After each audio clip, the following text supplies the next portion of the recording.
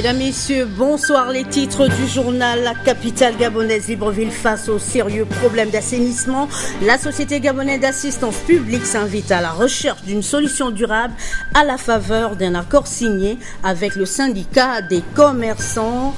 Et puis, le ministre gabonais de l'Intérieur et de la Sécurité publique est allé s'informer du nouveau projet d'intervention de la Société gabonaise de sécurité, la SGS, qui est en pleine restructuration technique.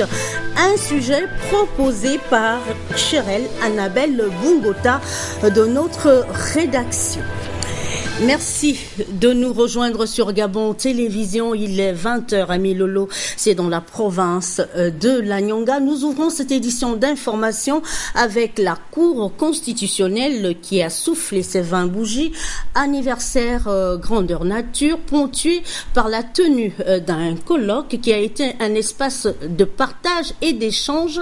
Manifestation placée sous le patronage du chef de l'État Ali Bongo Ondimba qui a présidé la séance solennelle d'ouverture, tout un symbole, l'analyse de Sébastien Toutombekale de la presse présidentielle. Le 16 octobre 2009 à Libreville, Ali Bongo Ondimba prend officiellement ses fonctions de président de la République gabonaise. La présidente de la Cour constitutionnelle lui remet solennellement la Constitution de la République. Face aux membres de cette Cour, une main posée sur la Constitution et une autre levée, il prête serment. Des symboles forts, Ali Bongo Ondimba a toujours su mesurer la très haute importance de la Cour en tant que gardienne des lois de notre pays. À la 20e année d'existence de l'institution, il le réaffirme. Je fais comme mes prédécesseurs le serment de respecter et de défendre la Constitution de l'État de droit.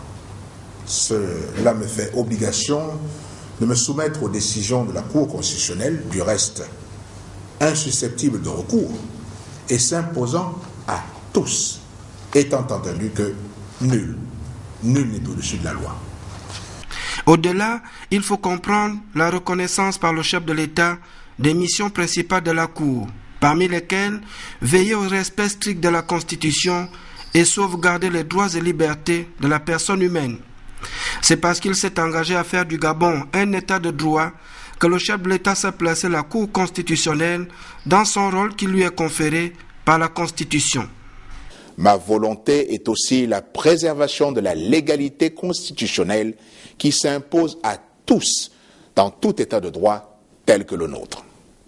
Il nous faut résister aux tentations du déchirement, aux voies de la division et continuer dans l'unité à bâtir un pays prospère pour tous.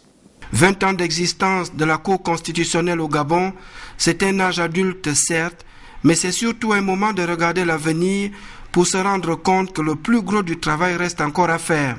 D'un côté les décideurs et de l'autre les populations. Dans ce challenge, chaque parti doit jouer sa partition.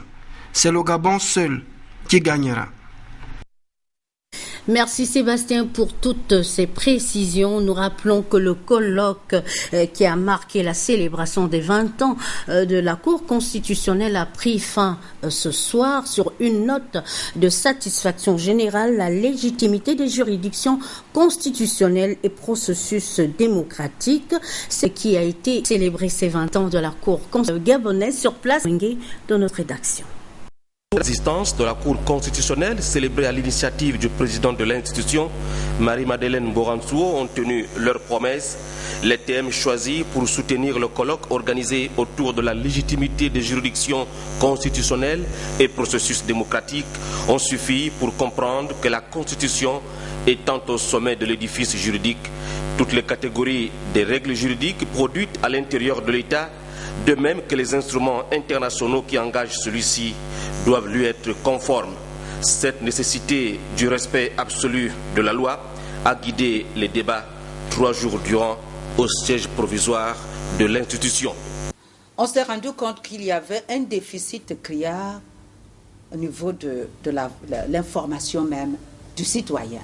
C'est vrai qu'on dit que nul n'est censé ignorer la loi.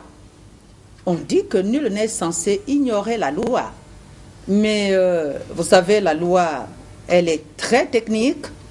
les décisions de la Cour le sont aussi. C'est difficile de comprendre les motifs qui sous-tendent le dispositif d'une décision de la Cour constitutionnelle. Nous nous sommes dit, dorénavant, la Cour doit organiser assez souvent des journées portes ouvertes en son sein pour pouvoir organiser des séminaires aussi à l'intention des citoyens qui le désirent ou pourquoi pas des acteurs politiques. C'est une nécessité impérieuse parce que les critiques dont nous sommes souvent l'objet résultent beaucoup plus de l'ignorance de ceux-là qui tiennent ces propos. Et nous l'avons compris. Nous avons mesuré cette nécessité et c'est ce que nous allons faire dans les prochains jours. De la légitimité de l'intervention des juridictions constitutionnelles dans le processus normatif à la Cour constitutionnelle et la création normative en passant par la Cour constitutionnelle et la légitimité des pouvoirs publics, le rendez-vous de Libreville fera date.